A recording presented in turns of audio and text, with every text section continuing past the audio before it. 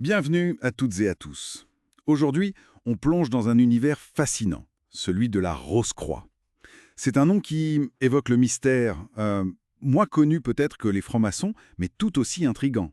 Oui, c'est un mélange assez unique de mysticisme, d'alchimie, de philosophie. C'est difficile à classer en fait. Exactement. Alors pour notre exploration, on s'est basé sur une analyse vidéo assez poussée, qui retrace cette histoire complexe. L'idée, c'est d'essayer de démêler un peu le vrai du mythe. Tout à fait. Comprendre les origines, les idées clés, comment ça a évolué, et toujours cette quête de sens, cette volonté de lier science et spiritualité. On commence où alors? En Allemagne, au début du XVIIe siècle, c'est ça? C'est ça, début 17e. Faut imaginer le contexte, hein. Fin de la Renaissance, pleine réforme protestante, les débuts de la science moderne, mais aussi une pensée magique encore très présente. Et l'imprimerie qui commence à diffuser les idées partout en Europe. Exactement. Et c'est là qu'apparaissent, de manière anonyme, des textes qui vont faire beaucoup de bruit. Les fameux manifestes. Hmm. Le premier, La Fama Fraternitatis, en 1614. Il raconte quoi en gros? Alors il révèle l'existence d'une société secrète, fondée par un certain Christian Rosenkreuz après un voyage initiatique en Orient. Leur but affiché, soigner les malades gratuitement, transmettre une sagesse cachée et réformer les sciences et les religions. Rien que ça. Et il lance un appel, c'est ça, aux dignes. Oui, un appel à ceux qui se sentiraient prêts à les rejoindre, et l'impact est immédiat, énorme dans les cercles intellectuels. On imagine le débat. Révélation divine, allégorie, gros canular. Complètement. Surtout dans ce climat de tension.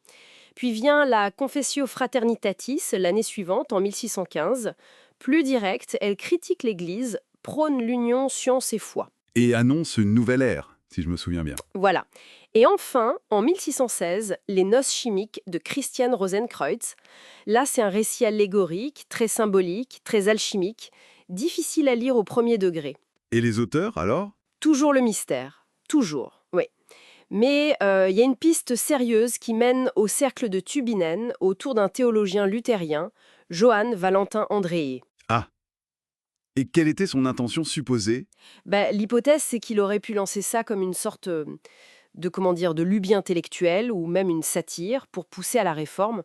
Et puis, il aura été dépassé par le succès du truc, quoi. Succès qui dépasse vite l'Allemagne, d'ailleurs. Ah oui, ça essaime.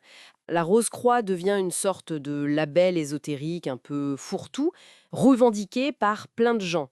Robert Flood en Angleterre, par exemple. Et au XVIIIe siècle, ça se rapproche de la franc-maçonnerie. Oui, on voit apparaître des grades maçonniques comme celui de chevalier Rose-Croix. C'est une période où on aime bien s'inventer des filiations anciennes pour se donner une légitimité. L'appel à tradition, un classique. Attention à ça, effectivement. Et le XIXe siècle, l'âge d'or de l'occultisme. Exactement. Là, la Rose-Croix est réintégrée, réinterprétée par des figures comme Eliphas Lévy, et surtout, on voit la création d'ordres plus structurés. Comme ceux de Stanislas de Guaita ou Joséphin Péladan. C'est ça. Peladan, par exemple, avec ses salons d'art symbolistes, il voyait vraiment l'art comme une voie spirituelle, une alternative au matérialisme ambiant. La Rose-Croix devient un lien entre art et spiritualité. Intéressant. Mais au-delà de l'histoire des groupes, quelles sont les idées fondamentales qu'on retrouve souvent associées à la Rose-Croix? C'est un courant très syncrétique en fait. Ça puise dans le gnosticisme, l'hermétisme, l'alchimie bien sûr, mais vu comme une métaphore de la transformation intérieure, le néoplatonisme, la kabbale chrétienne aussi. Un sacré mélange. Et les idées clés? Il y a d'abord l'idée d'initiation personnelle, un chemin intérieur pour trouver la vérité, se maîtriser. Ensuite, la transmutation de l'âme, l'alchimie appliquée à soi-même pour purifier sa nature, quoi. Une sorte de développement personnel avant l'heure? On pourrait dire ça, oui. Et puis, très important, l'unité du savoir. Refuser de séparer science, art, religion, philosophie, tout ça participe d'une même réalité cachée. Le monde est un livre de symboles. Le symbole central, la rose sur la croix, est très fort pour ça. Oui, la rose, l'amour, la sagesse, le divin qui s'éveille sur la croix, la matière, les épreuves terrestres. C'est l'union du ciel et de la terre, du divin et de l'humain en nous. Et les pratiques comme la méditation, les rituels, ce sont des outils pour cette transformation. C'est ça, des outils pour travailler sur soi, pour actualiser ce potentiel d'union. Et aujourd'hui, ça existe toujours, la Rose-Croix? Sous quelle forme? Oh oui, ce n'est pas une organisation unique, centralisée. Il y a diverses formes. La plus connue internationalement, c'est sans doute la Morque. L'ancien et mystique ordre de la Rose-Croix. Voilà, fondé au début du XXe siècle, il propose des enseignements progressifs, souvent par correspondance ou en ligne maintenant, sur les lois naturelles, la méditation, l'alchimie spirituelle. Il se présente comme une école philosophique non religieuse. Plutôt accessible donc, hein. Relativement, oui. Ils se veulent assez transparents.